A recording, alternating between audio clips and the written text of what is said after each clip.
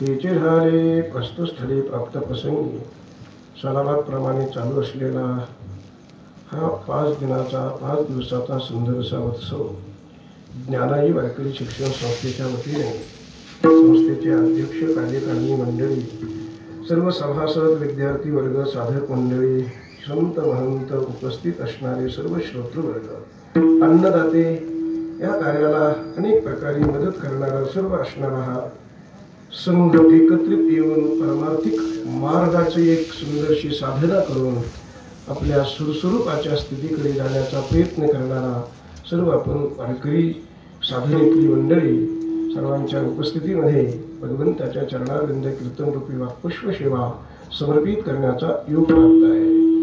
सेवेकरता उपस्थित केलेला अभंग देहूचे सुप्रसिद्ध संत जगद्गुरु श्री तुकोबरायांचा आहे।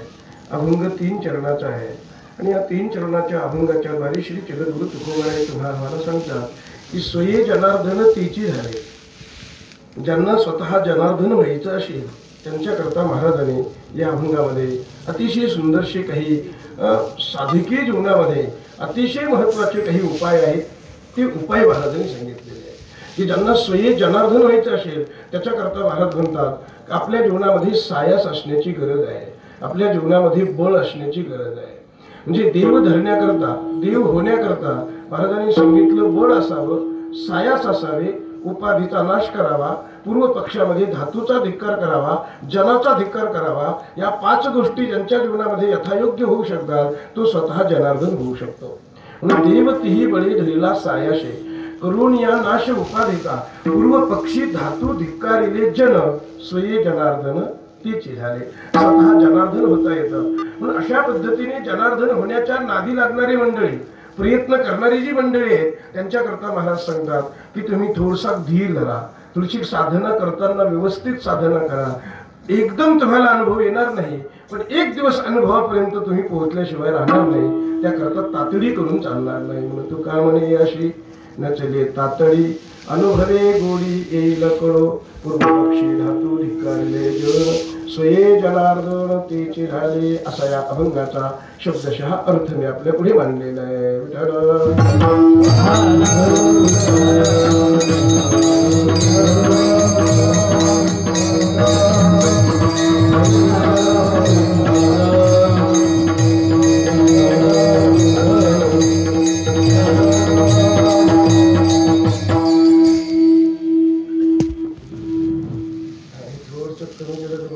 खूप वेळ थाप देते,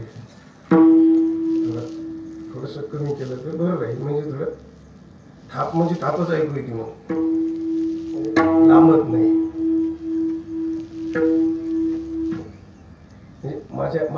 माझ्या स्वभावाला अनुसरून थापत द्या, पण माईकचा आवाज कमी केला तर जादा वेळ चालत नाही. विठ्ठल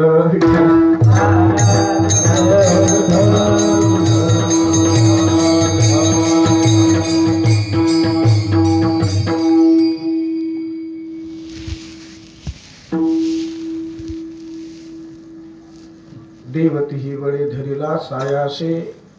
जगद्गुरु श्री तुकोबाराय ज्याला देव व्हायचं असेल त्याच्याकरता अतिशय सुसंबद्ध अगदी थोडक्या शब्दामध्ये आणि महाराजांनी आपल्याला स्वतः जनार्दन होण्याची व्यवस्था सांगितलेली आहे. आपल्याला स्वतः जनार्दन होता येतं, हा वेदांताचा सिद्धांत आहे आणि हा भक्तिशास्त्राचा सुद्धा सिद्धांत आहे की आपल्याला स्वतः जनार्दन होता येतं. स्वतः जनार्दन होणं म्हणजे परमार्थाची परिपूर्ती होणं, परमार्थाचा शेवट होणं, अगदी परमार्थाचा उच्चांक ज्याला म्हणतात तो गाठणं आहे. म्हणून परमार्थाचा शेवट कुठे आहे असं जर कोणी विचारलं तर परमार्थाचा शेवट तिथेच आहे, आपण स्वतः परब्रह्म आहोत अशा अनुभूतीमध्ये पोहोचणं.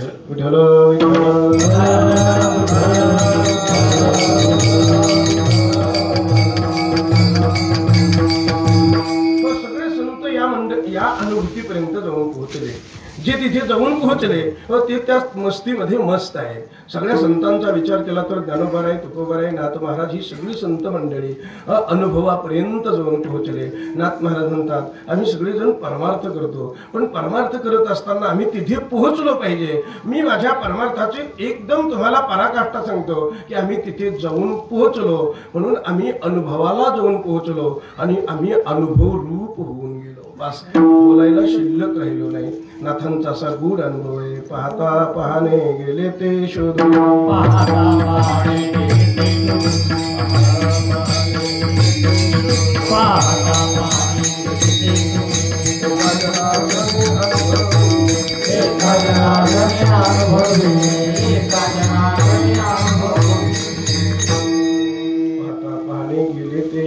एका जनार्दनी अनुभविले. नाथ महाराज म्हणतात मी अनुभवलं, ज्ञानोबाराय म्हणतात मी अनुभवलं, जगद्गुरु तुकोबाराय म्हणतात मी अनुभवलंय. सगळ्या संतांचा विषय जर पाहिला आपण तर ते अनुभूतीपर्यंत पोहोचले. जगद्गुरु तुकोबारायांचे अनेक अनुभवाचे प्रमाण आहेत. सर्वांना तुकोबारायांनी अनुभव सांगितलेला आहे. महाराज म्हणतात तुम्ही जर राम राम राम राम म्हटलं तर तुम्ही नक्कीच अनुभूतीपर्यंत जाऊन पोहोचू शकता. पण राम म्हणत असताना अनुभव येण्याकरता महाराजांनी तिथे एक भांडवल सांगितलं. ते भांडवल म्हणजे विश्वासाचं भांडवल लागतं. विश्वास असेल तर अनुभवापर्यंत जाता येतं आणि विश्वास जर नसेल तर अनुभूतीपर्यंत जाऊन पोहोचता येत नाहीये. म्हणून महाराजांच्या एका अभंगामध्ये असं सुंदर प्रतिपादन आहे की राम म्हणता क्षणी मनुष्य राम झाला पाहिजे, ही अनुभूती आपल्याला आली पाहिजे. म्हणून राम म्हणता रामची होईजे, पदी बैसून पदवी घेईजे. असं जे सुख आहे राम स्वरूपाच्या अनुभूतीचं, हा अनुभव येण्याकरता विश्वासाची नितांत सुख वाचनी आहे.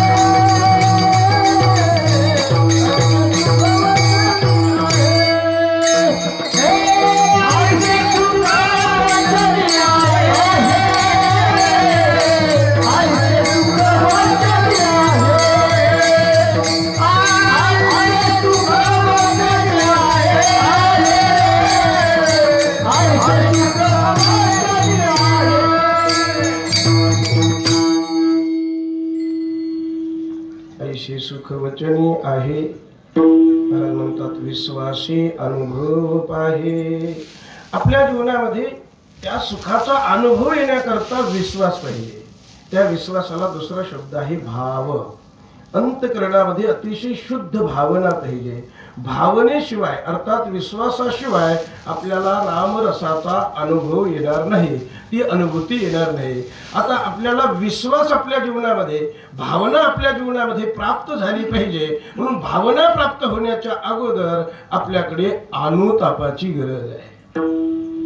कारण अनुतापाशिवाय भावाची निर्मिती नाही. भावाशिवाय मनुष्य परमार्थाच्या व्यवस्थित साधनेत एकाग्रता होऊ शकत नाही.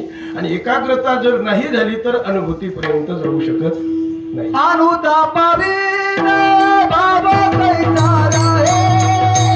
अनुतापाविना भाव कैसा राहे. अनुभव पाए शोधून ज्ञान.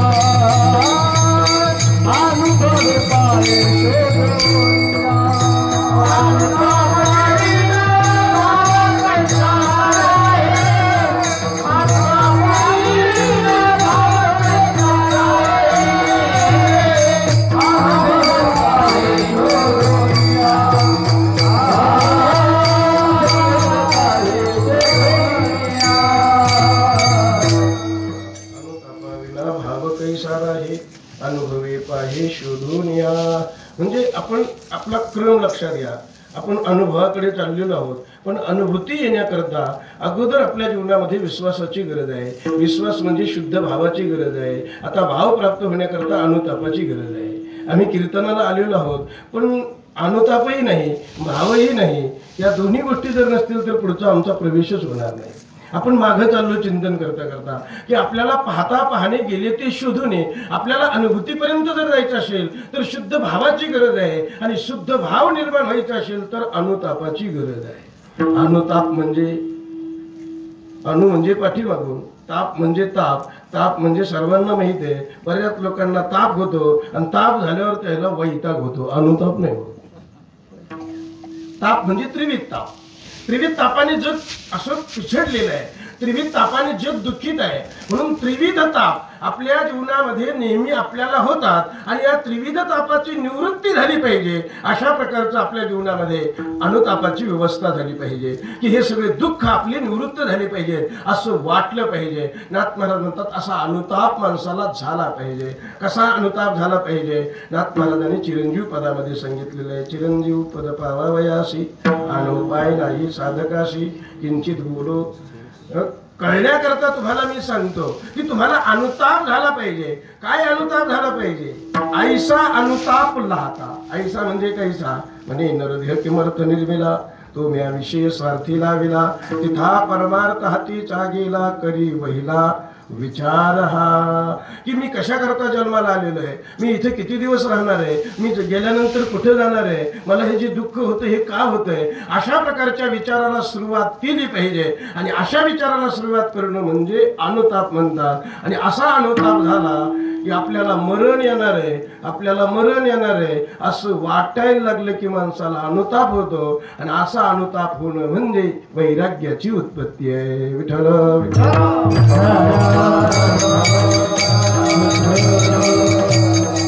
ऐसा अनुताप लाहता तो वैराग्य तयाच्या हातात. वैराग्य माणसाच्या हातात आलं पाहिजे. वैराग्याशिवाय देवाची भेट नाही. वैराग्याशिवाय ज्ञानाला जगणं नाही, अर्थात जगणं नाही.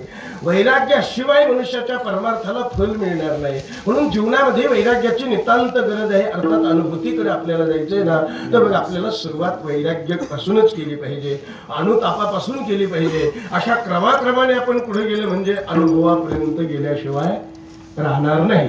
हो, अनुभव कोणता आहे? अनुभव हा आहे स्वये जनार्दन तेची झाले.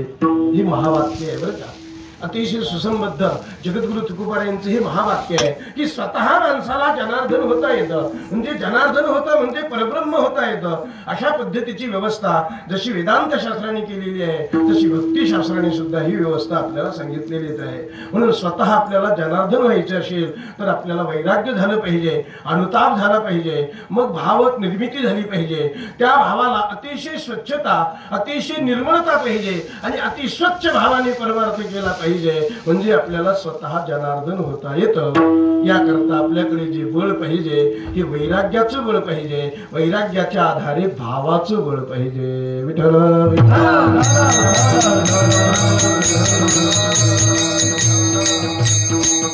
कारण बळाशिवाय आपल्याला देव होता येणार नाही. बळाशिवाय माणसाला कोणतीच गोष्ट करता येत नाही. कोणतीही गोष्ट करायची म्हटली की आपल्याकडे बळ पाहिजे. बळ नसेल तर काही करता येत नाही. उपनिषद सुद्धा सांगताय आपल्याला आत्मज्ञान करून घ्यायचंय का, आपल्याकडे बळ पाहिजे. बळ नसेल तर आत्मज्ञान होणार नाही. नायम आत्मा बलहीनेन लभ्य, बलहीन माणसाला आत्मज्ञान होऊ शकत नाही. म्हणजे आपल्याजवळ बळाची नितांत गरज आहे. आता बळाचा जर विचार करायला गेलो तर बळाचे फार मोठे प्रकार पाहायला मिळतील. कोणाकडे सत्तेचं बळ असेल, सत्तेच्या बळावर ते माणसं फार उरफटी सुरफटी कामं करतात, पण त्यामुळे देव मिळतो असं नाही. काही लोकांकडे विद्वत्तेचं बळ राहतं. विद्वत्तेच्या बळावर माणसाला चांगलं बोलता येतं. विद्वत्तेच्या बळावर लोकांना काही विषय समजून सांगता येतात. विद्वत्तेचं बळ चांगलं आहे, पण यदा कदा ते चांगलं राहिलं तर चांगलं आहे, तर त्याला जर बाधा झाली तर नक्कीच घातक आहे. जसं सत्तेचं बळ आहे तसं विद्वत्तेचं बळ पण आहे. विद्वत्तेचं बळ बघा तुम्ही नाथ महाराजांच्या मुका नावाच्या भारुडामध्ये नाथाने लिहिलेलं आहे की तो अशा प्रकारचा विद्वान, बलवान, पंडित, ज्ञानी असणारा मनुष्य होता. पण असा जरी पंडित ज्ञानी असला, विद्वत्तेचं बळ होतं आणि त्यामुळे त्याच्या जीवनामध्ये काही दोष घडले आणि त्यामुळे त्याला नरकाला जावं लागलं, मुक व्हावं लागलं.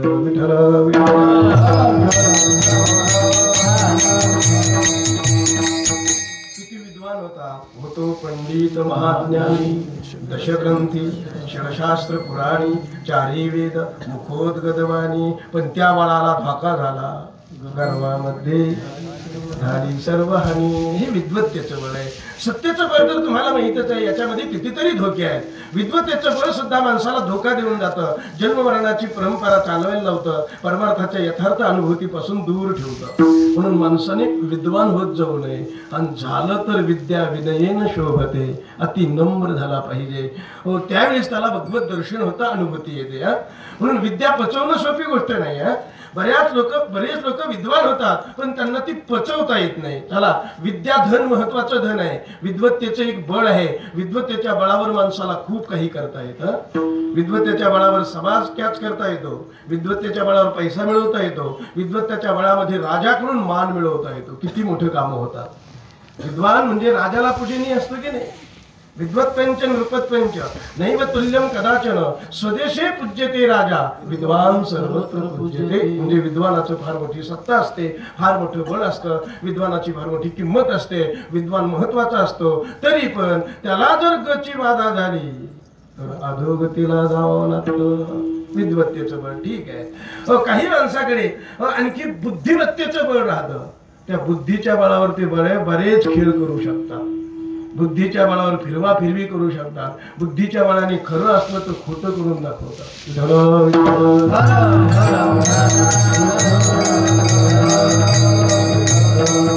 समाजात अशी अनेक माणसं आहेत की ती बुद्धी अशी चलाक बुद्धी असते त्यांची, आणि त्या बुद्धीच्या एका वेगळ्या बळाने ते लोकांना वेगळ्या वेगळ्या दिशेला घेऊन जातात. तेही बळ काही एवढं महत्वाचं ठरत नाहीये. चला, काही लोकांकडे आणखी वेगळे वेगळे कितीतरी बळ असतील. कोणाकडे पैशाचं बळ असेल, कोणाकडे नुसतं शरीराचं का व्हायना बळ असेल. आठवणी विठवणी बांधला मुंडाचा आणि फिरत असे म्हैसा, हे शारीरिक बळ आहे. नुसतं शरीराचं बळ कोणाला काही समजितच नाही. रस्त्याने चालला तर नीट चालणार नाही, हे एक शारीरिक बळ असतं. काही लोकांकडे शरीराचं बळ नसतं, विद्वत्तेचं बळ नसतं, सत्तेचं बळ नसतं, पैशाचं बळ नसतं, फक्त त्याच्या तोंडातच लय बळ राहतं. हे तुम्हाला चांगलं पटलं, कारण बऱ्याच लोकांच्या अनुभवाचं बळ आहे. ज्ञानोबाराय म्हणतात, अशा बळवान माणसाला देव कधीच भेटत नाही.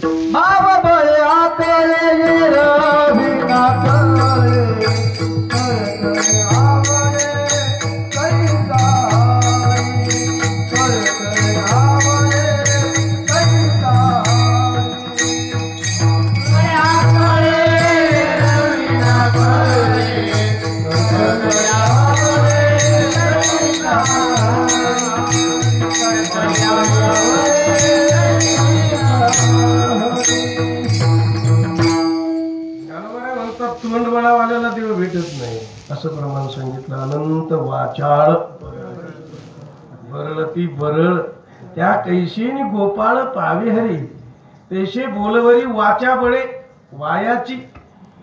असे ज्ञानोबाराय सांगतात आपल्याला की असे तोंडाने बडबड करणारे माणसं पुष्कळ आहेत.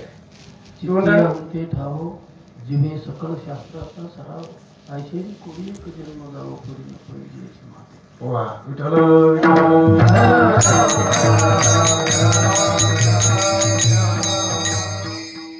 अगदी सुंदर प्रमाण. त्याला तोंडबळ म्हणते ना. हे असे ज्ञानोबारायांनी अनेक ठिकाणी संतांनी तुकोबारायांनी अनेक ठिकाणी सांगितलंय की बोलणं सोपं राहतं, माणसाला बोलता येतं, पण करायला गेलं मात्र फार अवघड राहतं. सर्वांना प्रमाण माहिती आहे म्हणून बोलणं सोपं आहे. बोलणं आणि कृती अनुभूती या गोष्टीची सांगड झाली पाहिजे. म्हणून बोलणं नुसत्या बोलण्याने देव मिळत नाही हे निश्चित आहे. चला, काही लोकांकडे कोणतंच बळ नसतं, ते बोलत सुद्धा जादा नाही, पण बाजारच्या दिवशी जर गल्लीने चालले तर बडबड करीत चालते. गावातले लोक मग विचार करत होते आज कसं बडबड करायला लागलं. ते म्हणले तुम्हाला माहित नाही का आज बाजार होता. तुमच्या लक्षात आलं याला कशाचं बळ मिळालं. त्याला प्याल्यावरच लई बळ येतं. बरं बरेच लोक असे आहेत फक्त त्याला प्याल्यावरच बळ येतं. दुसऱ्या दिवशी सकाळी भेटलं की ते लय शांत राहतात.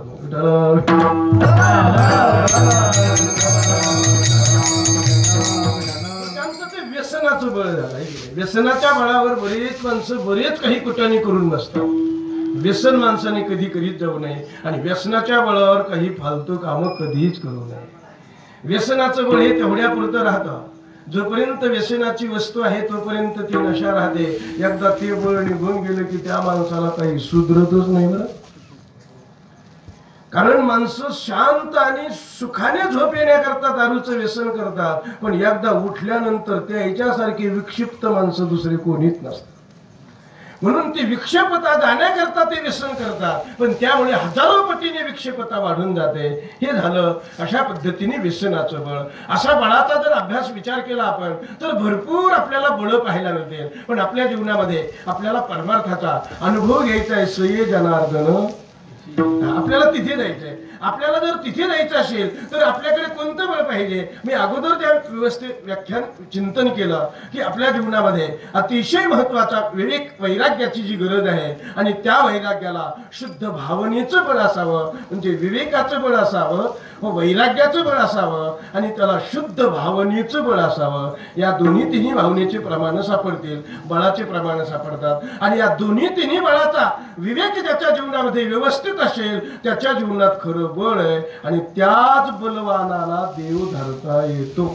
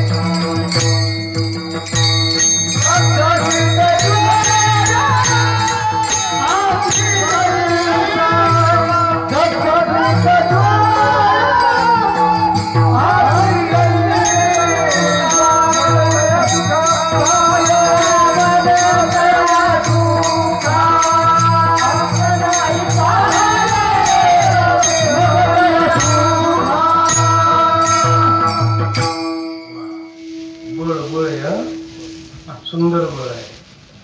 विवेकासहित वैराग्याचं बळ असावं. काही लोकांकडे विवेक आहे पण वैराग्य नाही. काही लोकांकडे वैराग्य आहे पण विवेकाची त्याची गाठ भेटत नाही. मी बरेच लोक पाहिले काही माणसं विवेक संपन्न आहे, सत असत विचार व्यवस्थित सांगू शकतात. वैराग्याची त्याची कधी गाठभेट पडली नाही.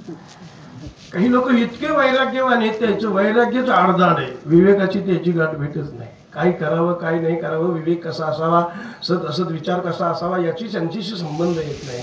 काही लोकांकडे विवेक वैराग्य इतकं सुंदर आहे, इतकं सुंदर वैराग्य असावं की ते विवेकासहित असावं.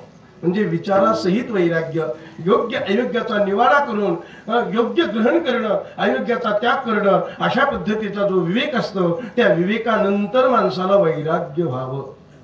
मग काही लोकांना अगोदर वैराग्य होतं आणि मग ते विवेक करायला जाते, मग नंतर काही वर्षांनी ते जाग्यावर येते. बरं, काही लोकांचं अगोदरचं वैराग्य असतं ते कोमळ कंटक वैराग्य असतं. महाराज म्हणतात त्याची वैराग्य कोमळ कंटक, नेटन धरीच निष्टंक. असं जे कोमळ कंटक वैराग्य असतं ते कवा उलथून पडून हे सांगता येणार नाही. म्हणून वैराग्य व्हावं माणसाला, पण विवेकासहित व्हावं. आणि वैराग्यवान माणसाजवळ आणखी भावनेचं बळ असावं. परमार्थाची प्राप्ती व्हावी, देवाची प्राप्ती व्हावी, स्वतः जनार्दन होता यावं, याकरता महाराजांनी सांगितलं की विवेक वैराग्याचं जसं बळ आहे तसंच आपल्या अंतकरणातली भावना अतिशय सुंदर असावी, अति स्वच्छ असावी. म्हणजे सत्व, रज आणि तम तीन प्रकारचे गुण, तीन प्रकारच्या भावना. काही लोकांकडे तामसी भावना असते, काही लोकांकडे राजेशी भावना असते आणि काही लोकांकडे सात्विकी भावना असते. ह्या भावना म्हणजे श्रद्धा, भावना म्हणजे विश्वास. विश्वासाचे हे तिन्ही प्रकार पाहायला मिळतील. काही माणसाचा विश्वास कुठे, काही माणसाचा कुठे, काही माणसाचा कुठे. आणि म्हणून जीवनामध्ये विश्वासाची, भावनेची नितांत गरज आहे. कारण भावना केल्याशिवाय आपल्याला देव होता येणार नाही. बळ असावं आपल्या जीवनामध्ये. मी देव आहे अशी आपण भावना केली पाहिजे की नाही. वेदांत शास्त्र सांगतंय अहंग्रह ध्यान. आपण असं एकांतात बसावं आणि एकांतात बसल्यावर अशी भावना करावी, असं चिंतन करावं की मीच परब्रह्म आहे. विठ्ठल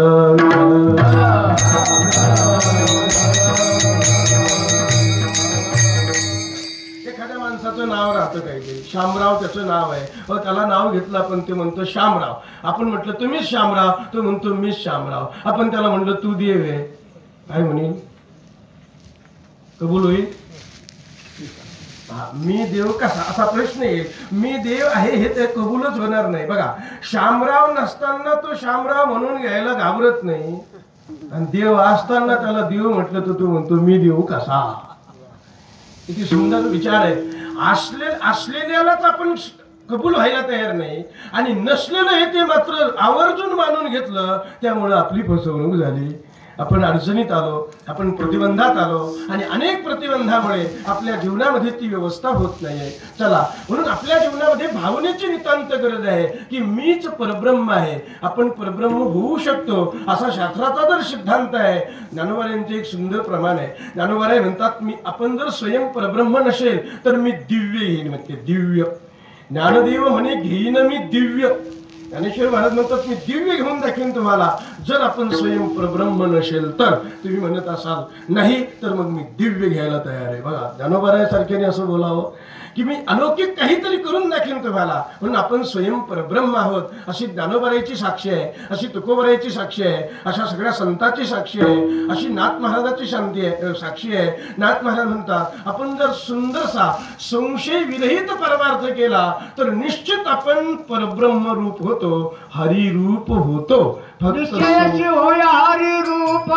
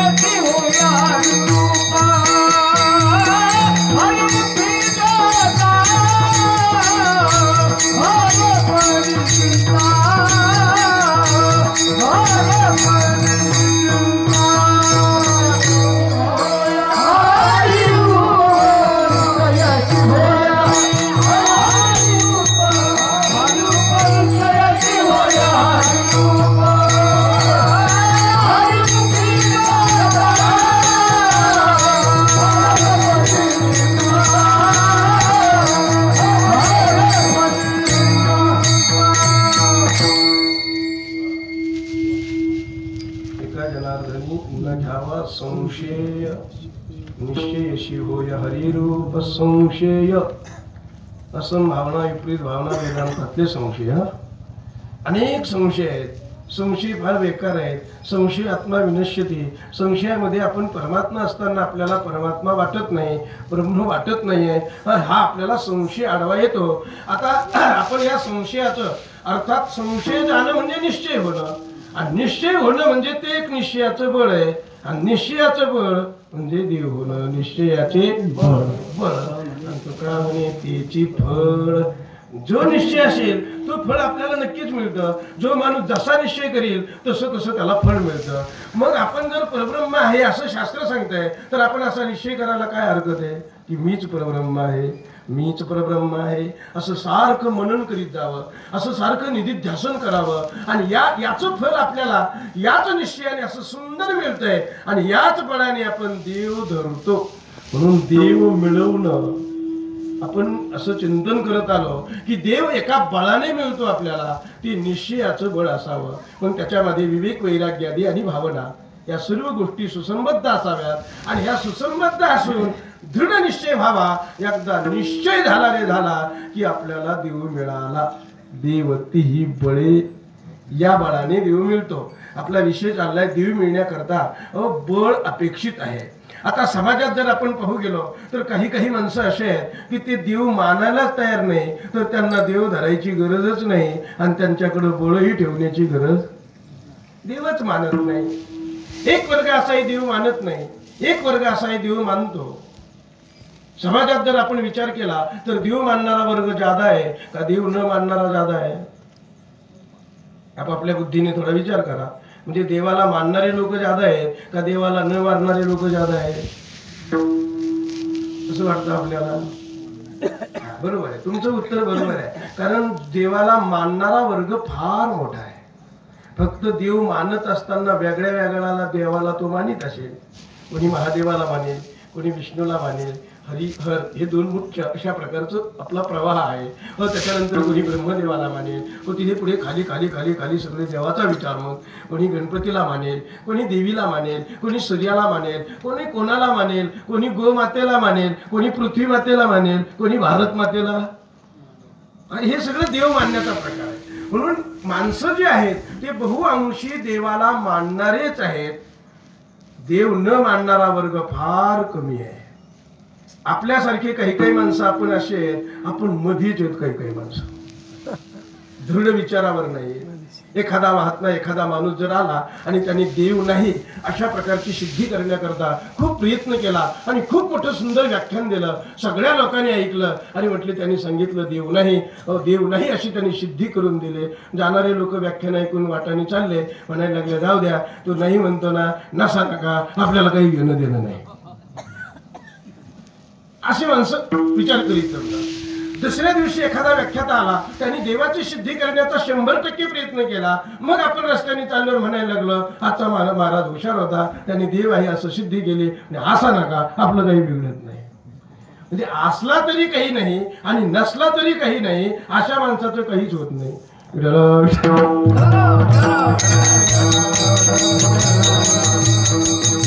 एक तर देव आहे म्हणा, एक तर देव नाही म्हणा. आहे म्हणताना एवढी बळकट बाजू धारण करा, एवढी बळकट बाजू धारण करा, तर भक्त प्रल्हादा एवढी बळकट बाजू धारण करा की देव आहेच.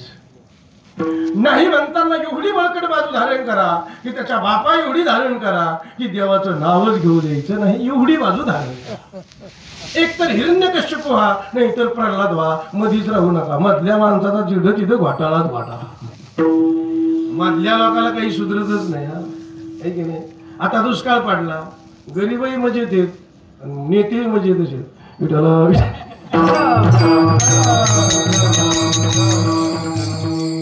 काही फरकच पडत नाही. म्हणजे हे दोन थरातले माणसं चांगले, पण मध्यम क्वालिटीचे जे माणसं आहेत, 2 बैल आहेत, पिकलं नाही, कडबा नाही, अडचण नाही, पाणी नाही, हे मधीच अशी मधीच सुधरतच नाही. गाव सोडून नोकरीला पुढं गाव सोडून जाता येत नाही, गाव सोडून कंपनीत जावं असं जमत नाही, कारण हे घरचं सुटत नाही आणि घरचं सुधरू देत नाही.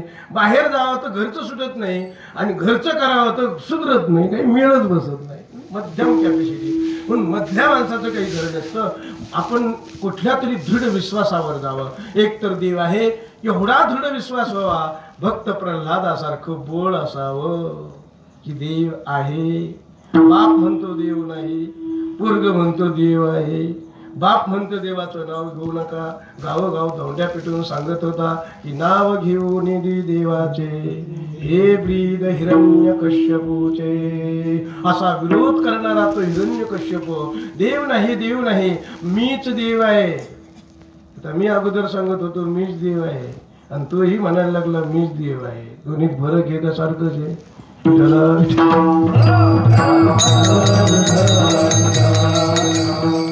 वेदांतही सांगतो मीच देव आहे आणि हिरण्यकश्यपूही म्हणतो. मुगाचं वाक्य एक वाक्याचं आहे का? वेगळं वेगळं आहे. यातला लक्षात घ्या, भेद लक्षात घ्या. याच्यात भेद आहे. काय भेद आहे बघा. ईश्वरो हम बलवान सिखी. मी ईश्वर आहे, मीच करता आहे, मीच हे सगळं करतोय, हे सगळं माझ्यामुळे चालतंय. तुम्ही नामस्मरण करायचं ठरलं तर माझाच करा. म्हणजे ईश्वर जो जगत उत्पत्तीची व्यवस्था करणारे जी वेदांताची व्यवस्था आहे तो ईश्वर मी आहे असं समजणं हे मूर्खपणाचं लक्षण आहे.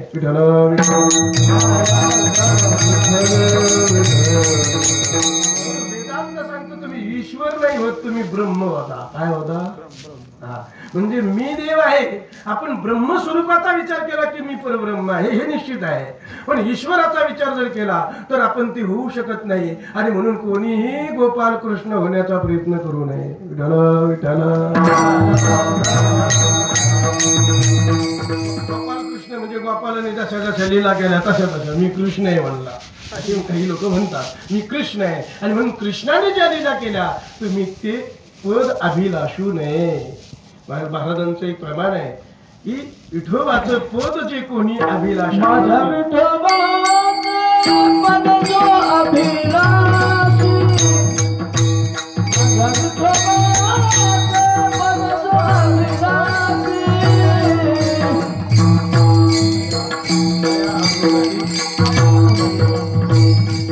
दया भगती नरकवाच,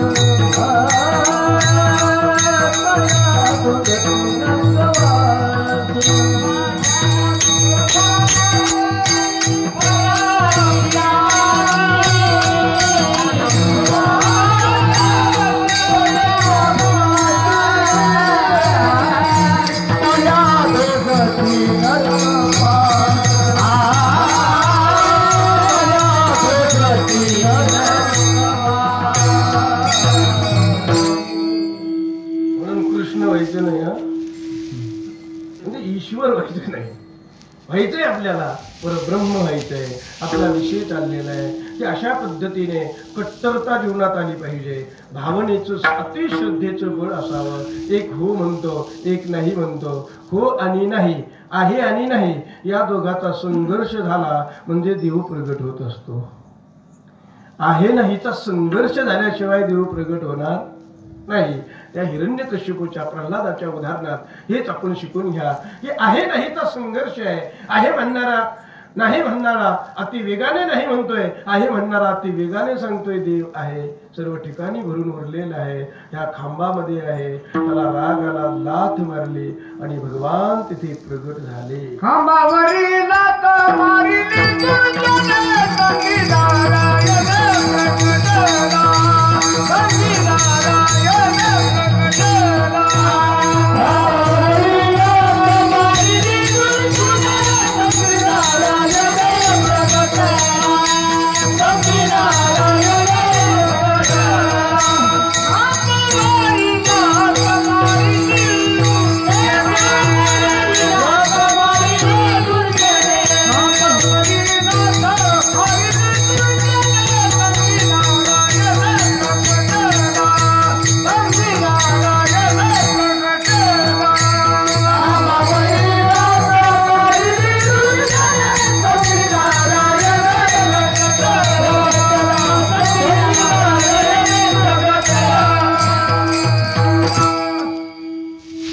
प्रगट झाले नरसिंह रूपाने.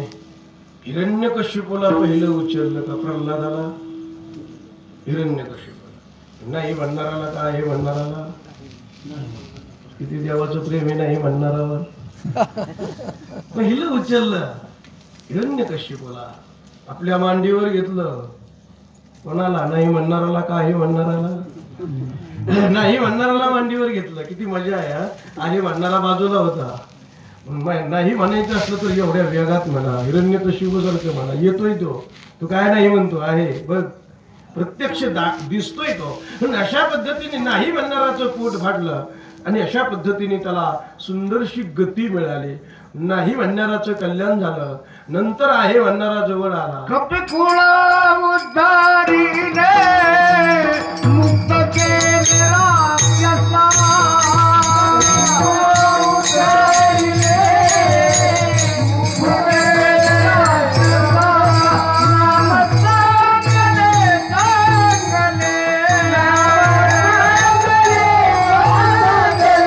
माझे कंठीला हो म्हणे.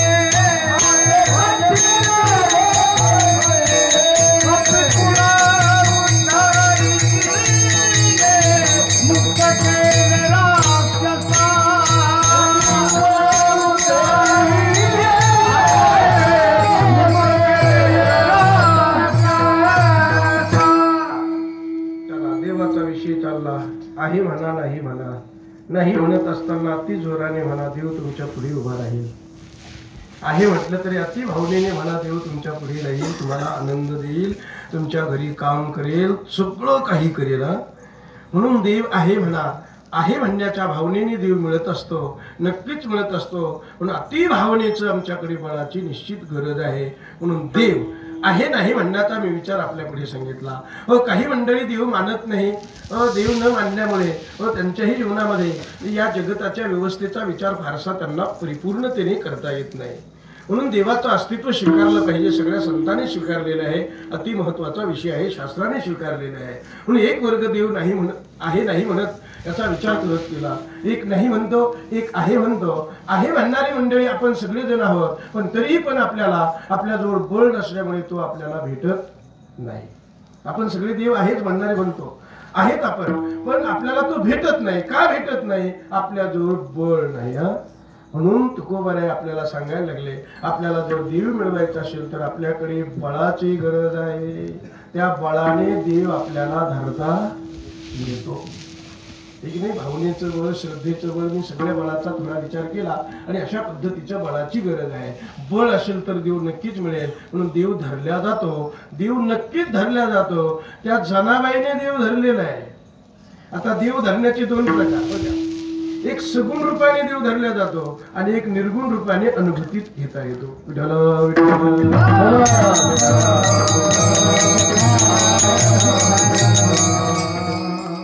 सगुण रूपाने देव धरणारे अनेक भक्त होऊन गेले. तिथे सगुण रूपाने देव त्यांना प्रत्यक्ष भेटला, बोलला, त्यांनी धरला.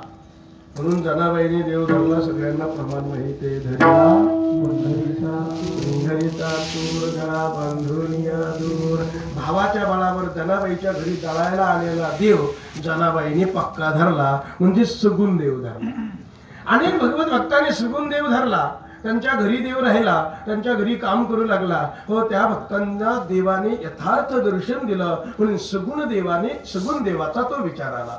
आता निर्गुण निराकार परमात्मा धरता येतो.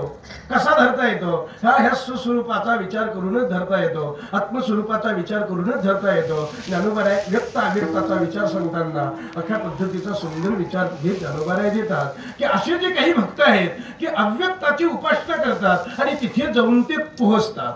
ज्ञानोबाराय म्हणतात, प्रणवा पहिलीकडे वैखरी अशी जे कानडे, काही शेणी न सापडे, नोहेची जे वस्तू, ते अक्षर जे अव्यक्त, निर्देश देश रहित, पण सोहंभावे उपासित ज्ञानी जे धरिला. निर्गुण स्वरूपाने अशा पद्धतीच्या देवाचा अनुभूतीचा भाव आपल्याला शास्त्र सांगत आहे. म्हणून निर्गुण मस्तीमध्ये जाऊन आपण त्या सुस्वरूपाच्या मस्तीत नक्कीच जाऊ शकतो. हाही एक भाग घेता येतो. म्हणून व्यक्त अव्यक्ताचा विचार 12 अध्यायामध्ये 12व्या अध्यायामध्ये सुंदर चिंतन आलेलं आहे. म्हणून तिथे अर्जुनाची ती एक शंका आहे की सोहंभावे उपासित ज्ञानी जे. असं जे अव्यक्त निर्गुण निराकार परमात्मा हाच खरा आहे का सगुण परमात्मा खरा आहे? सगुण निर्गुणाचा एक प्रश्न अर्जुनाने तिथे तो केलेला आहे. आपला विषय फक्त चिंतनाकरता घेऊन असाच आला की देव धरता येतो, सगुणही देव धरता येतो आणि निर्गुणही देव धरता येतो. सगुण देव धरणारे अनेक भक्त झाले, सुरदास झाले, तुकोबरायला बाळवेश घेऊन श्रीहरी भेटला. म्हणजे सगळ्या संतांना प्रत्यक्ष देवाचं सगुण साक्षात्कार झाला. अशाही आणि चिंतन करून आपण एवढे लक्षात घेऊ शकतो की देव आपल्याला धरता येतो, कोणत्याही पद्धतीने धरा. म्हणून देवतीही बळे धरिला सायासे. देव धरण्याकरता सायासाची गरज आहे. सायास म्हणजे प्रयत्न. विठ्ठल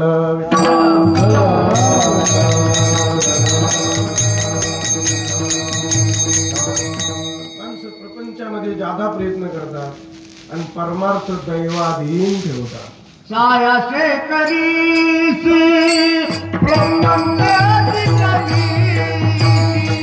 सायासे करीसी ब्रह्मज्ञानी करीसी, सायासे करीसी ब्रह्मज्ञानी करीसी, सायासे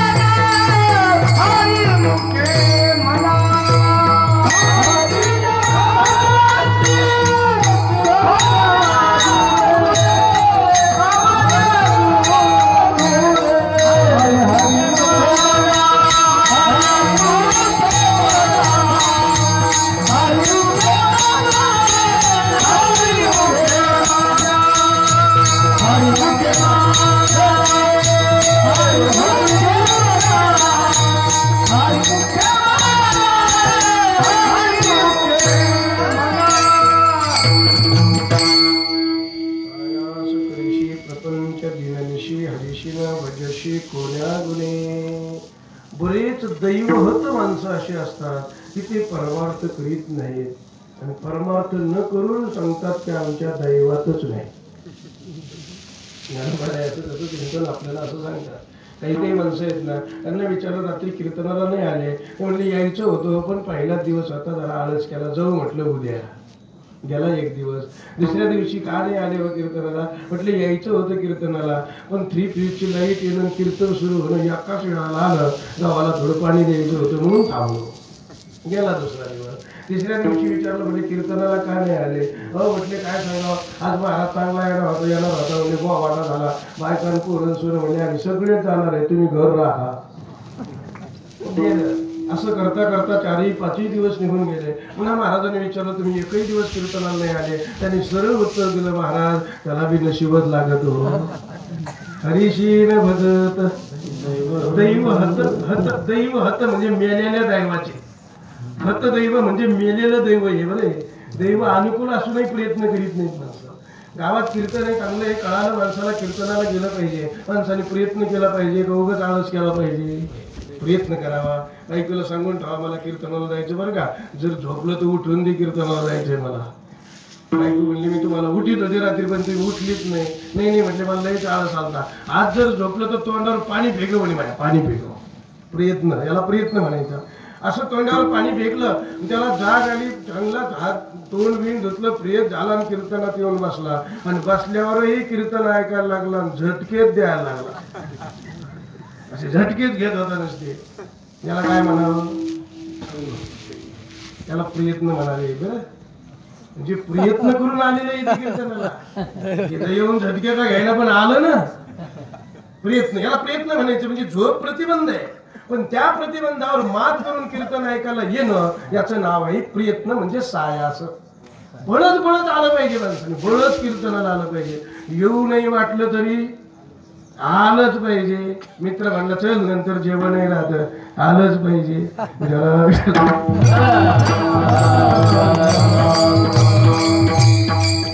पंचका निमित्ताने व्हायला कीर्तनाला आलंच पाहिजे. याचं नाव आहे सायास. म्हणजे देव मिळवण्याकरता सायास केले पाहिजेत. त्या सायासाचा विचार करताना ध्रुव बाळाचं चरित्र लक्षात घेऊन चला. त्या ध्रुव बाळाने किती सायास केले. अगदी तो ध्रुव बाळ बापाच्या मांडीवर बसला म्हणून सावत्रयांनी बाजूला उचलून फेकला. सहन झालं नाही. राजाचा मुलगा होता, अति तेजी होता. आईकडे गेला आणि आईला सांगितलं सगळं घडलेलं. आई बोलायला लागली, म्हटले बाळा ठीक आहे, त्याला विलाज नाही, अमुक नाही, तमुक नाही. आईने काही बोलता बोलता बोलायला सुरुवात केली. त्याने आईला विचारलं, आई मला अशी कोण जागा देईन की मला पुन्हा उठायचं काम पडणार नाही. आई ज्ञानी होती म्हणून तिने खरं खरं सांगितलं. म्हटले बाळा अशी जागा देव देत असतो, अशी जागा दुसरं कोणी देणार नाही. कोणतीही जागा जरी मिळाली तरी एक दिवस खाली यावंच लागतं. पण अशी एक जागा आहे की ती जागा मात्र देव देतो, पुन्हा आपल्याला कधीच कोणी उठ म्हणणार नाही. अशा प्रकारची जागा आईने सांगितली. त्याला कुठलं बाल वयामध्ये 5 वर्षाचा तो बाळ निघाला रस्त्याने. ऐकून विषय समजून घेतले आणि रस्त्याने निघाला. देव प्राप्ती करता निघाला. जंगलाचा रस्ता धरला. संताला दया आली. म्हटले छोटस बाळ आहे आणि म्हणून कर्मधर्म संयोगाने नारदाची भेट झाली. श्रीमन नारायण नारायण नारायण. म्हटले अरे बाळा कुठे चालला.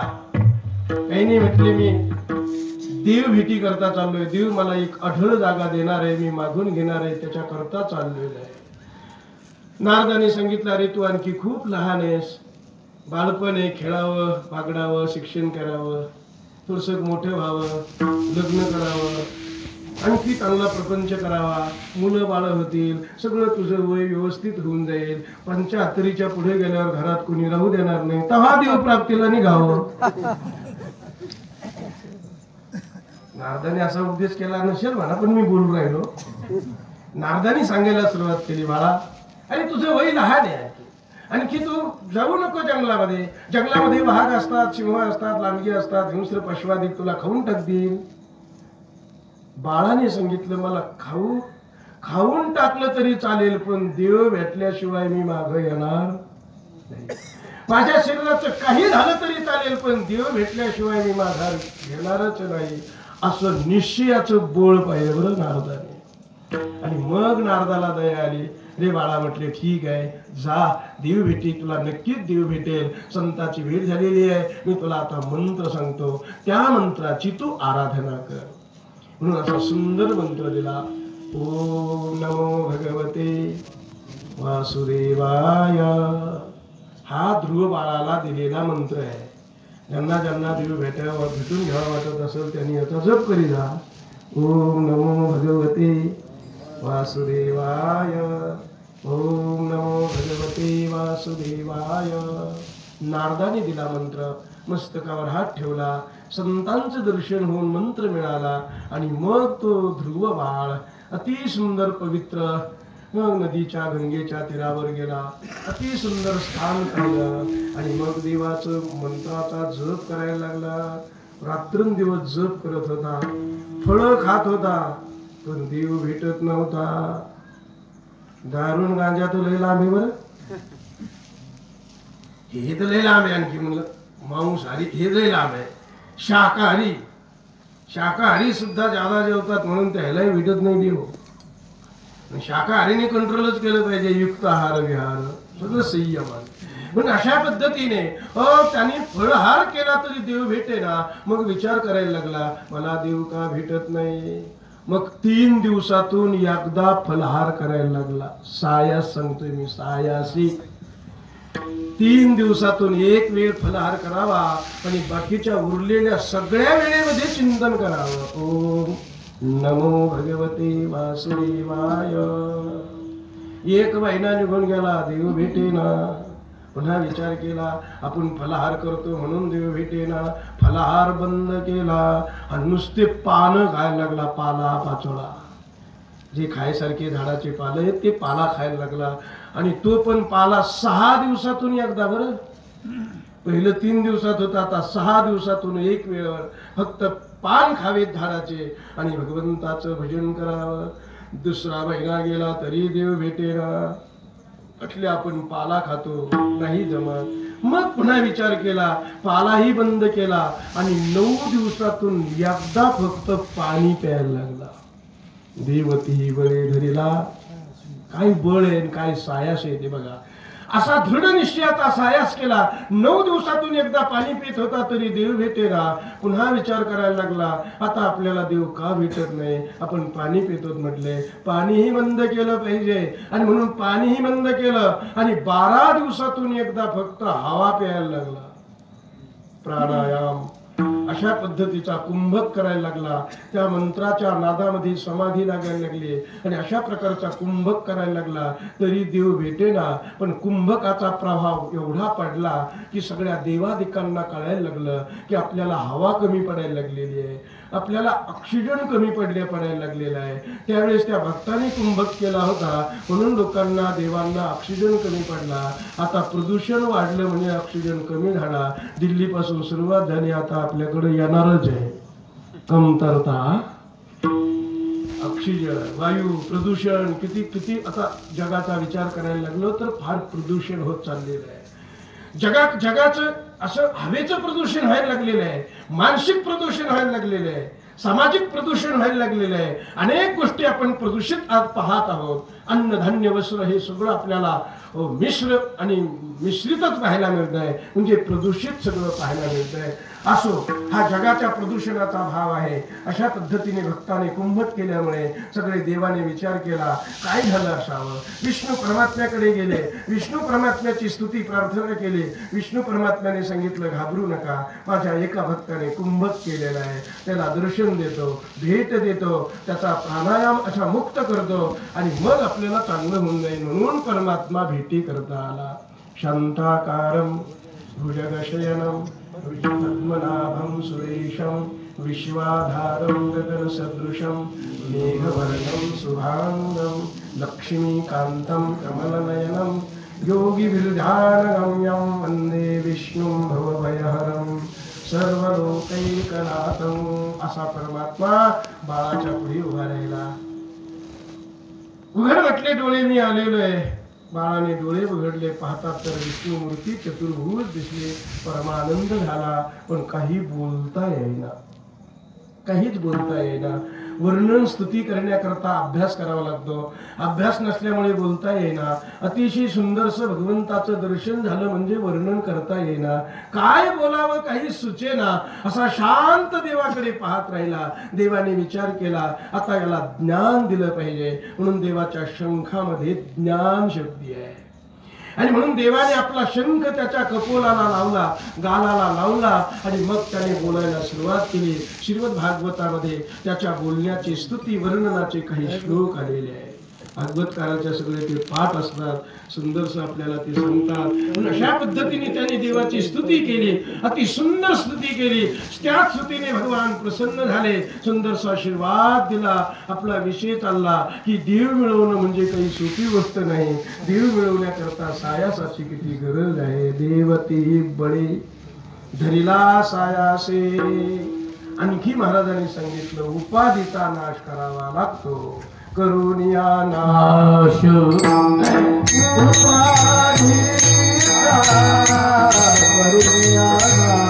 Hare Rama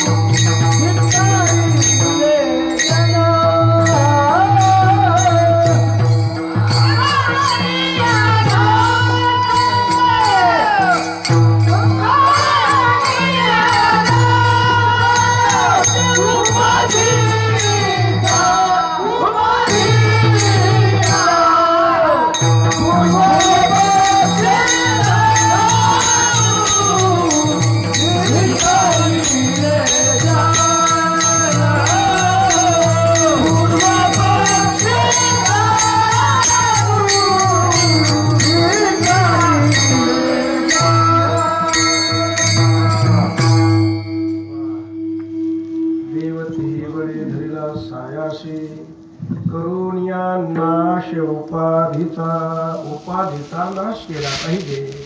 उपाधी कशाला म्हणतात? सर्व लोकांना परिचित शब्द आहे की ज्या वस्तूचं आपल्याला ज्ञान करून घ्यायचं त्या वस्तूच्या जवळच ती वस्तू राहते, त्या वस्तूचं ज्ञान करून देते पण त्याच्यापासून व्यावृत्तक वेगळी राहते, तिचं नाव उपाधी. उपाधी शब्द शास्त्रीय भाषेत लोकांना माहीत नाही, तरी पण ते लोक आपल्याला बोलून दाखवतात. त्यांना जर म्हटलं तुम्ही कीर्तनाला भजनाला का आले नाही, ते म्हणजे महाराज आमच्या मागं उपाधी आहेत असं लोक बोलतात. म्हणजे त्यांनाही त्याचा अर्थ माहीत आहे, आपण उपाधीत आहोत असं त्यांना माहीत आहे. पण उपाधी शब्दाचा अर्थ चांगला जर लक्षात घेतला तर ज्या वस्तूचं ज्ञान करायचंय त्याच्यापेक्षा वेगळी असते, व्यावृत्तक असते, पण त्या वस्तूचं ज्ञान करून देणाऱ्यांना सहकार्य करते, तिचं नाव उपाधी आहे. आता उपाधीचा विचार जर केला तर उपाध्या दोन प्रकारच्या, बाह्य उपाध्या, अंतर उपाध्या. बाह्य उपाध्या म्हणजे घर दार मुलं बाळ पोरं सोरं स्वतःचं शरीर स्वतःच्या डिग्र्या भ प हे काय हे सगळ्या आज लय येत मग बाकीच्या तर तुकाराम महाराजांना सगळ्या उपाध्या माहित आहेत.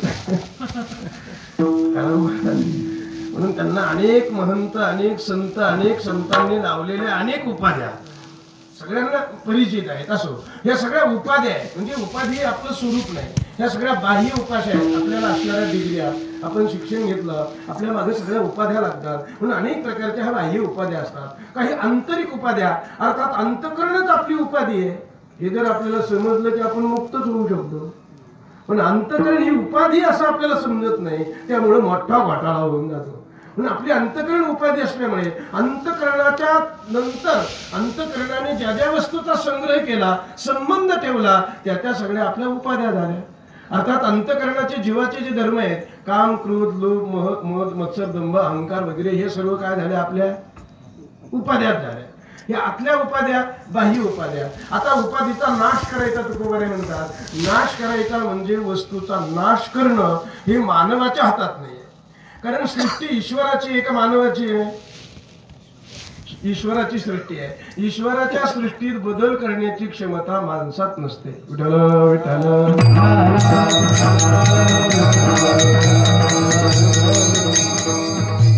ईश्वर जे करतो ते बरोबर करतो, योग्य करतो. मानव आणि भक्त त्याचा नाश करायचा म्हणजे बाध करायचा, त्याचा नाश करायची शक्ती मानवात नाही आहे. ईश्वर सृष्टीतल्या ज्या वस्तू आहे ते ईश्वराच्या पद्धतीने करीत राहतो. मानवाला ते काही करता येत नाही, फक्त मानवाला एवढं करता येतं, बाध करता येतो. बाध करणं म्हणजे वस्तू राहते, वस्तू दिसते, वस्तूचा संबंध येतो, पण ती बाधित वृत्तीने येतो, आणि बाधित वृत्तीने संबंध आला की तिचा नाश आहे. म्हणजे आपल्या जीवनामध्ये आपल्या देहाचा विचार आपण जर करू गेलो तर देहशुद्धी काय आहे? आपल्याला उपाधी आहे. मग देह जर आपली उपाधी असेल तर या उपाधीमध्ये आपल्याला राहावं लागेल की नाही राहावं लागेल? काहीचा नाश करावा लागेल. नाश म्हणजे याची समूळ निवृत्ती नाही करायची. देह आहे तोपर्यंत राहावाच लागेल, फक्त याचा बाध करावा लागेल. बाध करणं म्हणजे या वस्तूला समजून घ्यावं लागेल, आणि या वस्तूला समजून घेतलं म्हणजे आपली नाही असा दृढ निश्चय होईल, आणि असा दृढ निश्चय होणं म्हणजे उपाधीचा नाश करणं. विठ्ठल विठ्ठल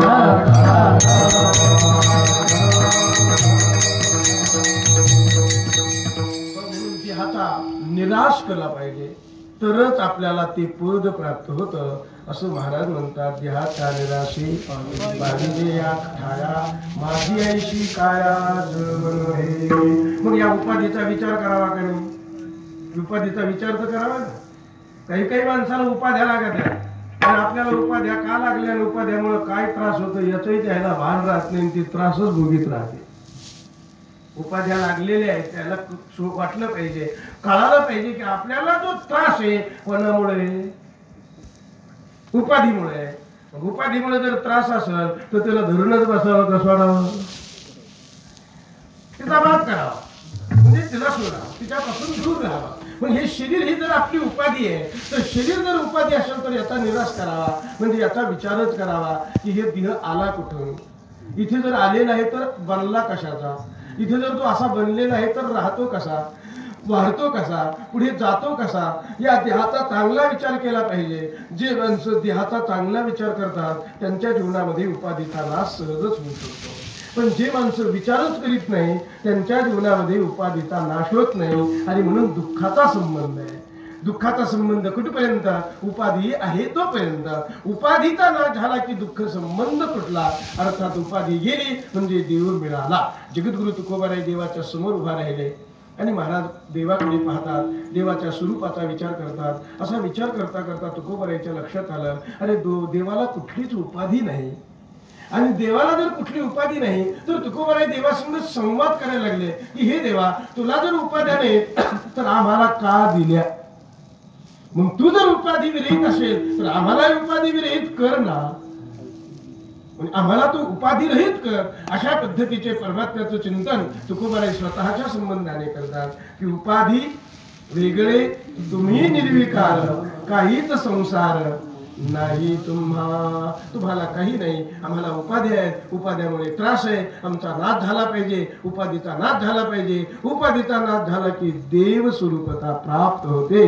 म्हणून ही तिसरी गोष्ट सांगितली की देव प्राप्ती करता आपल्याला काय गरजेचं आहे. अशा पद्धतीचा भाव महाराज सांगतात. देवतेही बळे धरिला सायासे करोनिया नाश उपाधीचा. आता ह्या 3 गोष्टी झाल्या, आणखी 2 गोष्टी पुढच्या चरणामध्ये पूर्वपक्षी धातू धिक्कारिले जना, पूर्वपक्षी धातू धिक्कारिले जना.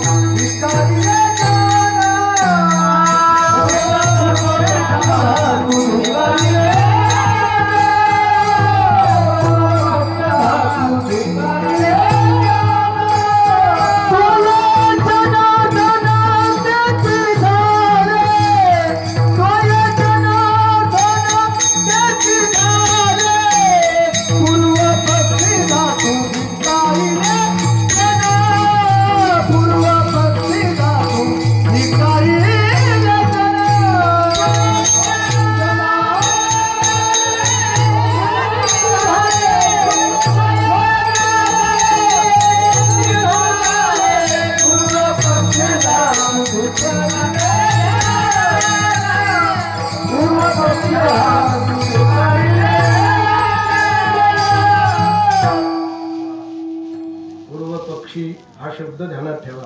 पूर्वपक्षी म्हणजे देव भेटायच्या अगोदर.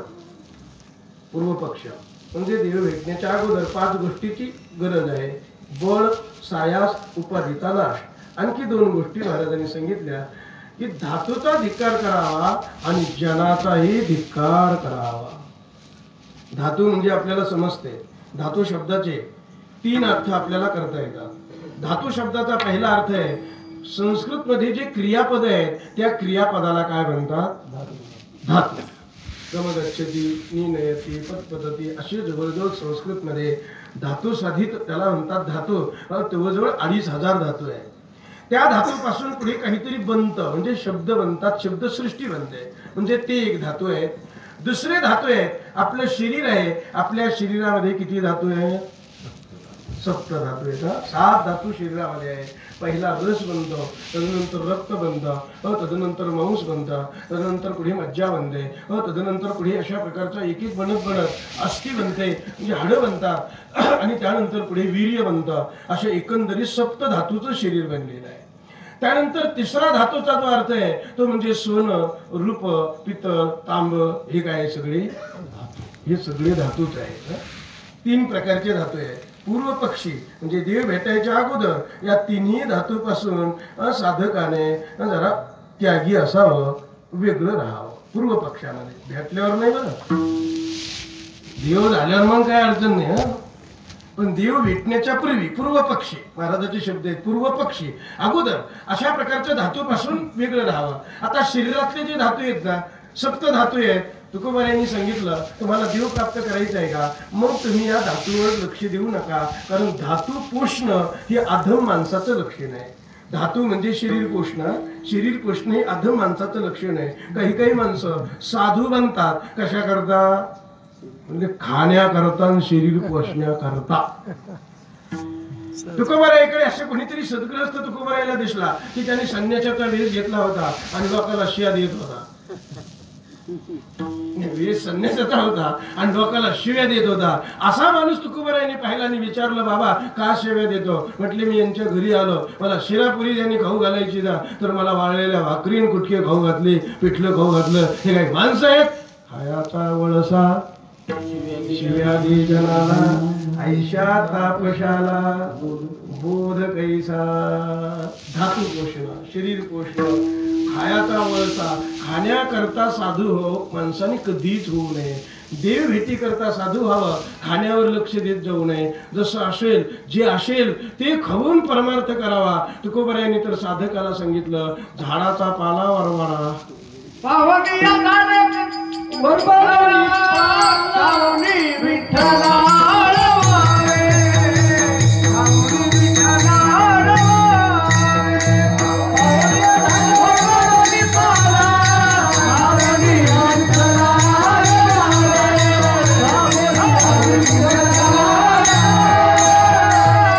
रवावे, किती सुंदर सांगितलं तुकोबारायांनी. झाडाचा पाला खा, जी जमल ते खा, पण विठ्ठलाला आळवा, भजन करा. धातूकडे लक्ष देऊ नका, म्हणजे शरीर पुष्टीकडे लक्ष देऊ नका, खाण्याकडे लक्ष देऊ नका.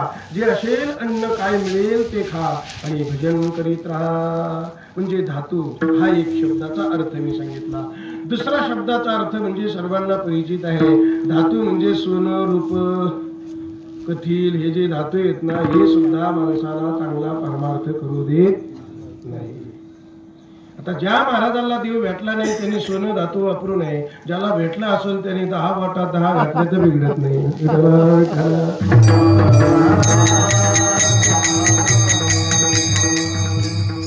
पूर्व पक्षी हे नाही, याचा अर्थच लक्षात आला नाही. हे पूर्व पक्षी आहे. साधक जर असेल तर त्याने बिलकुल दूर राहावं. ते परमार्थाला प्रतिबंधच करतात साधकाला. एक गावात साधू राहत होता. गावाच्या बाहेर पर्णकुटी, सुंदर साधना, 5-5 तास भगवंताच्या मस्तीत ध्यानात राहायचा. संध्याकाळी जर 8ला बसला तर 12 वाजेपर्यंत ध्यान करायचा. असा वैराग्यवान साधू असल्यामुळे गावातल्या लोकांच्या भावना बनायला लागल्या. येणं जाणं वाढत चाललं. वैराग्य पुरुष देखून वैराग्य पुरुष पाहिला की लोकांचं जाणं येणं वाढायला लागलं. महाराज कोणाच्या घरी येत नव्हता, जात नव्हता. गावातले काही माणसं ती जवळून सेवा करायला लागले. कोणी दूध देत होतं, कोणी भोजन देत होतं, कोणी काही देत होतं. काही दिवसानंतर एक सेवक गावातला त्याने सांगितलं, बाबा तुम्ही आता काही करा, कसंही करा, पण वेळात वेळ काढून माझ्या घरी एकदा आलंच पाहिजे. जे जात नाही त्याला लोक आवर्जून नेतात,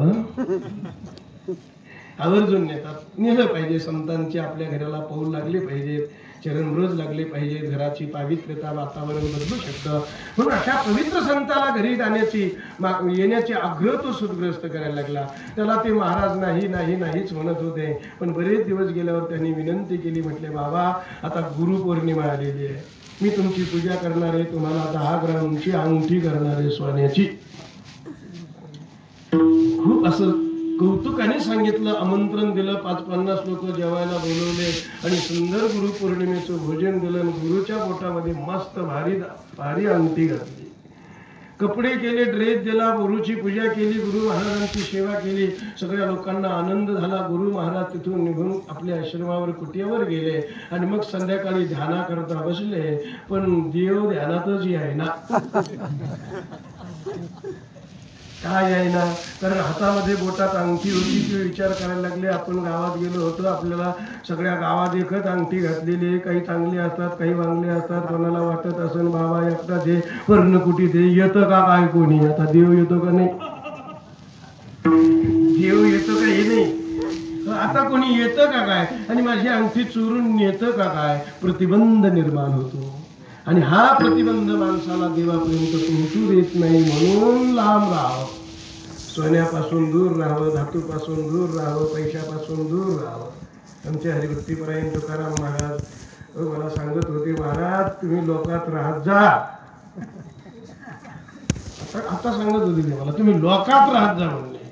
म्हणलं आम्ही लोकाला कदरलो. म्हटलं आता लोकात राहण्याची भावनाच नाही राहिली.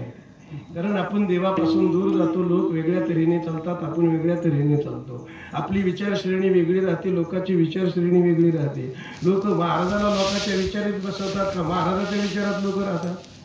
विठ्ठल विठ्ठल.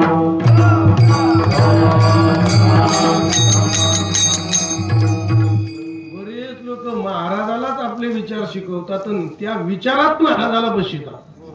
असा समाज आहे. समाजाच्या नादी कधी लागू नये, धातूच्या नादी लागू नये, तसंच समाजाच्याही नादी लागू नये. बरेच जगिया जन भक्ती करा, जगिया जन भक्ती करा,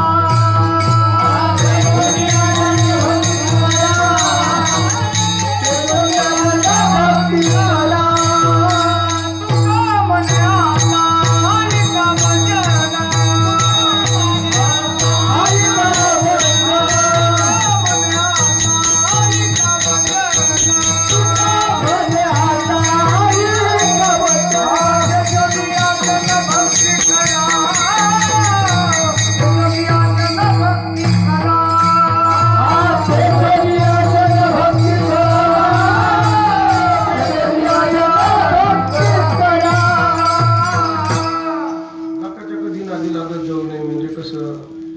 लोकात कीर्तन प्रवचनाला यावं. नारद महर्षींनी भक्तिसूत्रात सांगितलं की लोकेपी भगवत कथा कीर्तन श्रवणा. लोकात तेवढ्यापुरतं येत जावं, पण कायमचं त्याच्या नादी लागत जाऊ नये, त्याच्या विचारात मिसळत जाऊ नये. त्याचे विचार हे आपल्याला घातक असतात. लोक दोन्हीकडून बोलत असतात. हे तुकोबारायांचा मोठा अभंग, त्याचं शेवटचं चरण महाराजांनी म्हटलं जातं की लोक फार विचित्र आहे. आमच्यासारखा महाराज जर बँकेत लोकांना दिसला तर लोक असे टोकरून तीनदा पाहतात. महाराज आणि बँकेत कसा, महाराज आणि बँकेत कसा काय, महाराज आणि बँकेत कसा, असं लोकांना काय वाटतं कोणाला काही कळत नाही. पण महाराज म्हटलं की बँकेत दिसलं की लोक असे तीनदा पाहतात. काही तर विचारतात, महाराज तुम्ही बँकेत कसे काय आले? ठीक आहे, एका महाराजांनी विचार केला, लोक नावं ठेवतात म्हणून बँकेत जाणंच नको. कोणीतरी पालक ठेवली, महाराजाची येणारी दक्षिणा महाराजाच्या घरात राहते असं त्याला माहीत झालं आणि रात्री चालून चोरी करून गेलं. आणि मग लोक म्हणायला लागले, महाराज लोक येडीच राहतात, बँक कशा करतायत बरं.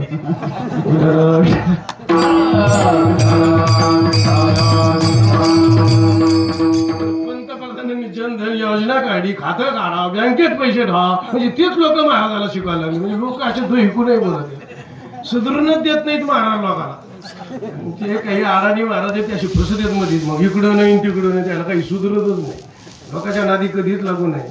आपण आपला परमार्थ आपल्या मस्तीत करावा, संतांच्या विचाराने करावा. संतांचे विचार योग्य असतील तुम्ही ग्रहण करावे आणि तसंच चालण्याचा प्रयत्न करावा. कोणी जर पैशाकरता काही घुसडीत असलं तर बिलकुल घुसडून देत जाऊ नये. अशा आपल्या तत्वाला अनुसरून चालणं याला म्हणतात शुद्ध परमार्थ. जगद्गुरु तुकोबाराय आपल्या तत्वाला कधीच ढळले नाहीत. हे संत मंडळी तत्वाला कधीच ढळले नाहीत. हो, ढळण्यासारखं त्याने आपल्या जीवनात कधी आपल्या नियमाला, आपल्या प्रसंगाला कधीच अशा प्रकारचं च्युती होऊ दिली नाही आहे. हो, त्याला ॲडजस्टमेंट म्हणतात. समाज म्हणतो ॲडजस्ट करून घ्या महाराज. ॲडजस्ट नाही, ॲडजस्टमेंट आमच्याकडे नाही चालत, संतांकडे चालत नाही ॲडजस्टमेंट. व्यवहारामध्ये ॲडजस्टमेंट करावी लागेल तुम्हाला, ठीक आहे, व्यवहार चालण्याकरता करा. पण परमार्थाच्या काही प्रणाली असतात, काही नियती असतात, काही नियम असतात. त्या नियमामध्ये ॲडजस्टमेंट माणसाने कधीच करू नये. नाही तर काय होतं म्हणते त्याला, लोक म्हणते काय होतं त्याला. काय होतं म्हणजे मी कितीतरी घडलेले प्रसंग तुमच्या पुढे सांगेल. काय होतं म्हणजे माणसं तुरुंगात गेले तर काय होतं म्हणजे विठ्ठल विठ्ठल.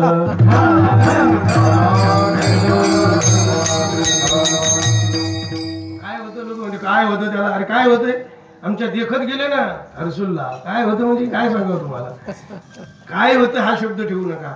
आमची नियती, आमचा नियम, आमचा धर्म, आमची प्रणाली, संतांचे विचार अतिशय महत्वाचे आहेत. म्हणून संत हे जनाच्या मागे लागत नाही, जनाने संताच्या मागे लागत जावं. विठ्ठल विठ्ठल.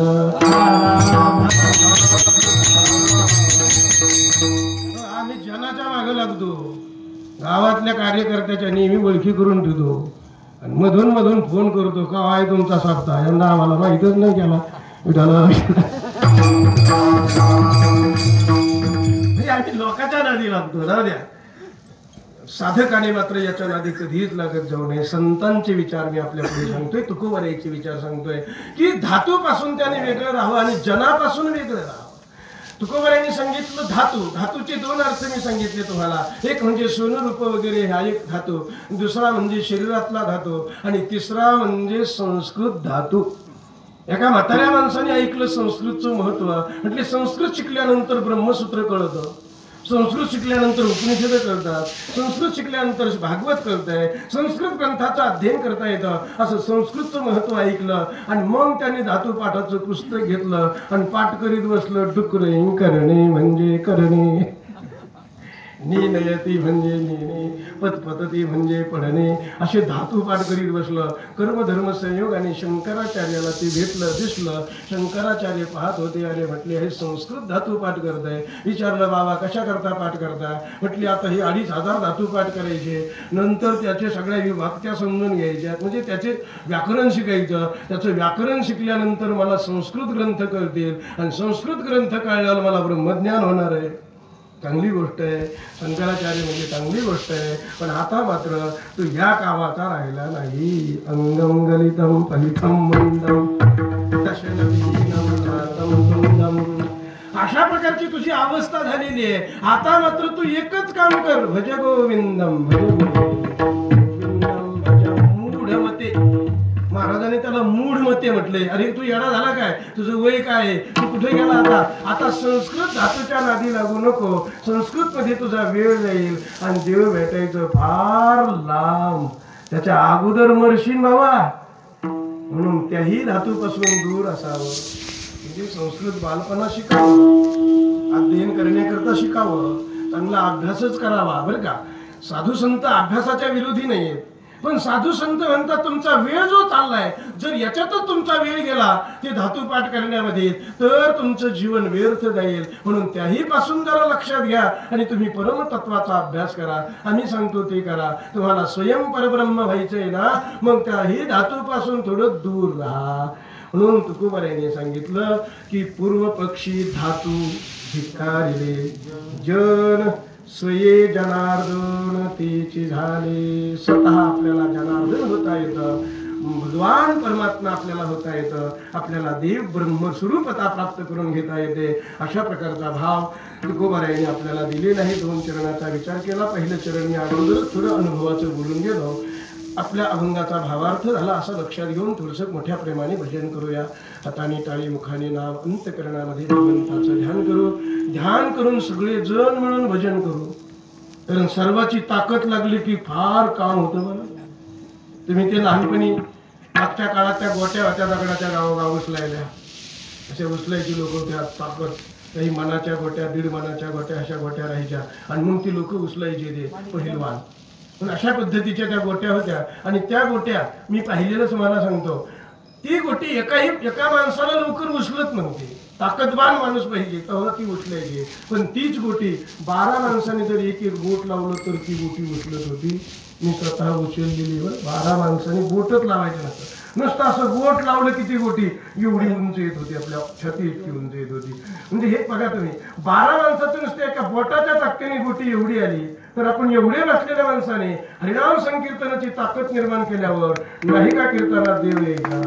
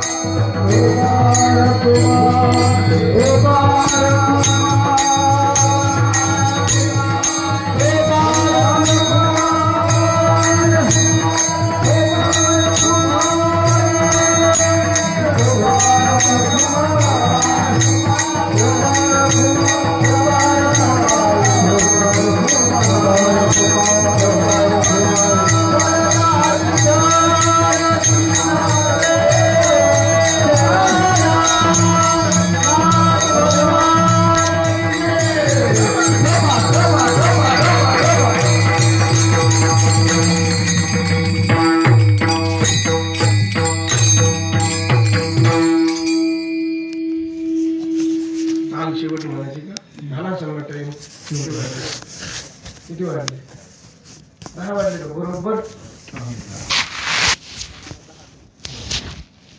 देवती ही बळी धरिला सायाचे करुणिया नाश उपाधीचा पूर्व पक्षी धातू धिक्कारिले जन स्वये जनार्दन तिचे झाले. महावाक्य मी तुम्हाला सांगितलं, थोडक्यात राहतं पण परम कल्याण करणारं राहतं. अल्प अक्षरम असंदिग्धम असं साधू संतांचं वाङ्मय आहे, अतिशय महत्वाचं आहे. स्वये जनार्दन तिची झाले. एखादा माणूस म्हणेल, महाराज मी खूप दिवसाचं भजन करतो, खूप दिवसांनी त्यागी जीवन जगतोय, मी अति सुंदर परमार्थ करतोय, महावाक्याचा विचार करतोय, तरी मला ती अनुभूती येत नाही. महाराजांनी त्याला शेवटच्या तुका मनयासी नसले तुका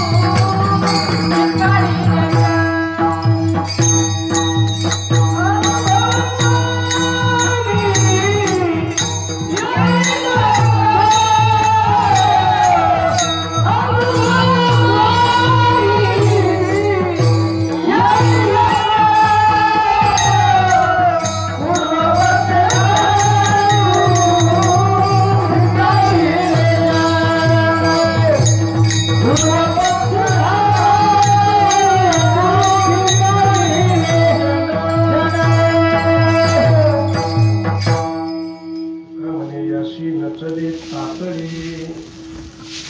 लगेच तूप खाल्ल्या खाल्ल्या रूप येत नाही, हळद पिऊन कोणाला गोरं होता येत नाही, तसं परमार्थात पाऊल टाकल्या टाकल्याच अनुभूती येईल असं म्हणता येत नाही. याकरता साधनाच केली पाहिजे, काही काळ साधनेत घातला पाहिजे. जसे जसा माणूस साधनेला लागतो तसा तसा तो परमात्म्यापर्यंत पोहोचतो. निघण्याची वेळा आपली जर योग्य असेल तर योग्य वेळेला पोहोचतो. निघण्याच्या वेळा जर मागं पुढे असतील तर माणूस मागं पुढे पोहोचतो.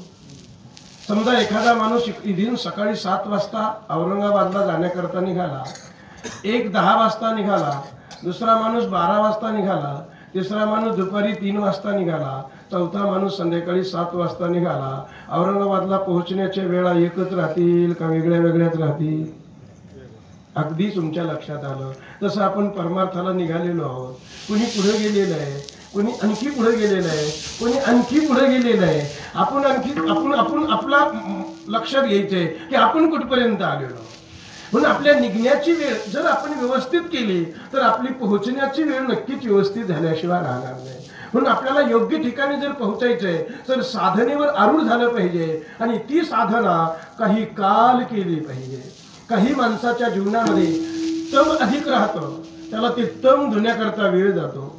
काही माणसाचा रज राहतो, त्याला रजतम धुण्याकरता वेळ जातो. काही माणसाकडे सत्व राहतं, ज्याने रज आणि तम धुतलेलं असतं, फक्त सत्व राहतं. ते सत्व सुद्धा घालावं लागतं, त्याला श्रीगुरूची कृपा व्हावी लागते. आणि श्रीगुरूची कृपा झाली की किंचित राहिलेली फुनफुन जनार्दनाच्या कृपेने जाते आणि मनुष्य परिपूर्ण होतो. स्वये जनार्दन.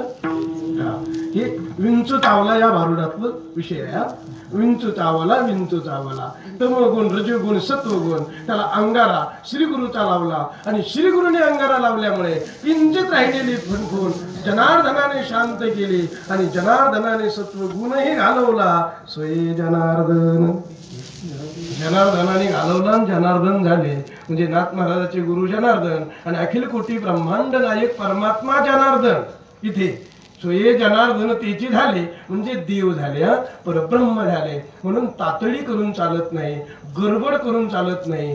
साधना शांत मस्त स्वच्छ निर्मळ भावनेतून अतिशय बलाने अतिशय निष्ठेने केली तर माणूस स्वये जनार्दनापर्यंत पोहोचतो. गडबड केली की घोटाळा होतो. औरंगाबाद शहर आहे, तुम्हाला फोन आला, तुम्ही मोटरसायकलवर गेलेले होते, फोन आला अर्जंट घरी आलं पाहिजे, तुम्ही शहर पास करायला लागले, मधून मधून सिग्नल लागायला लागले, सिग्नल लागल्यावर थांबत जावं का तोडून पळत जावं? तोडून पळाला की पोलीस पकडणार आहे की नाही, म्हणजे जादा वेळ जाणार की नाही. त्याच्याकरता सिग्नलला थांबावं, व्यवस्थित सुटला की चालावं, व्यवस्थित मार्गक्रमण करीत राहावं. बरोबर आपण लवकरात लवकर घरी आल्याशिवाय राहणार नाही. आणि सिग्नल तोडून जर पळालो आणि पोलिसाच्या जर नादीत लागलो तर 2 घंटे तिथंच गेल्याशिवाय.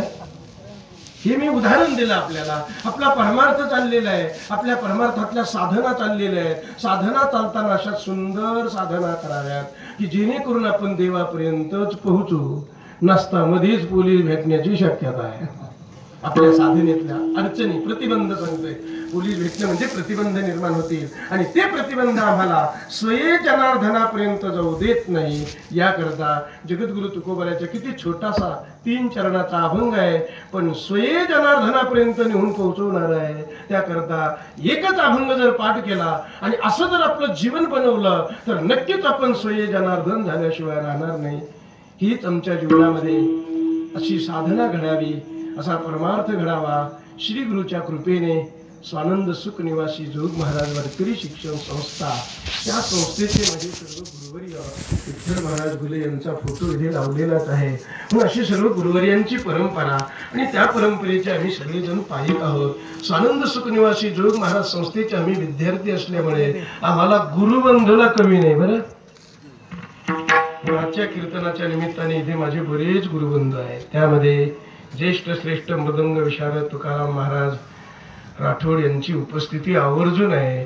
ते म्हटले मी लय दमलो होतो, मी झोपणार होतो, पण कृष्णाची आठवण झाली म्हणून पळतच आलो. कृष्णाची म्हणजे माझी नाही, देवाची आठवण आहे. आठवण किती चांगली आहे. देवाची आठवण झाली म्हणून पळत आलो, धावत आलो. मोठ्या प्रेमाने महाराज आले. हो, मला 2 शब्द बोलले, मला आनंद वाटला. ही सगळे आमची गुरुबंधू मंडळी आहेत, परिचित अपरिचित, मला नाव माहीत नाहीत. काही श्रेष्ठ गुरुबंधू आहेत, काही कनिष्ठ गुरुबंधू आहेत. या आश्रमाचे अध्यक्ष आमचे हरिभक्तीपरायण पांडुरंग महाराज आनंदे, त्याचप्रमाणे दत्ता महाराज, त्याचप्रमाणे सर्व आनंदे परिवार इथे भरपूर उपस्थित आहे. आमचे आनंदे महाराज, लक्ष्मण महाराज आनंदे यांची आवर्जून उपस्थिती आहे. सुंदर त्यांनी वारकरी पद्धतीने कीर्तनाच्या प्रमाणाची सेवा केलेली आहे. आणखी गुणीजन मंडळी भरपूर पंचक्रोशीतील आलेली आहेत. भाविक भक्त गुणवान टाळकरी गायक वादक सर्वांच्या उपस्थितीने बहुश्रुत असणारा श्रोतृवर्ग सर्वांच्या उपस्थितीत भगवंताच्या चरणारविंद वाक्पुष्प समर्पित करतो. योग्य असेल ते माझ्या गुरुवर्यांचं आणि संतांचं, अयोग्य वाटलं असेल ते वक्त्याचा दोष म्हणून सोडून द्या आणि सर्व जगाने आदिपुरुषाची सेवा करून सुखी व्हावं असं संतांचं हृदगत आहे. किंवा सर्व सुखी पूर्ण होऊन तिही लोके भजी जो आदिपुरुषे अखंडित ज्ञानेश्वर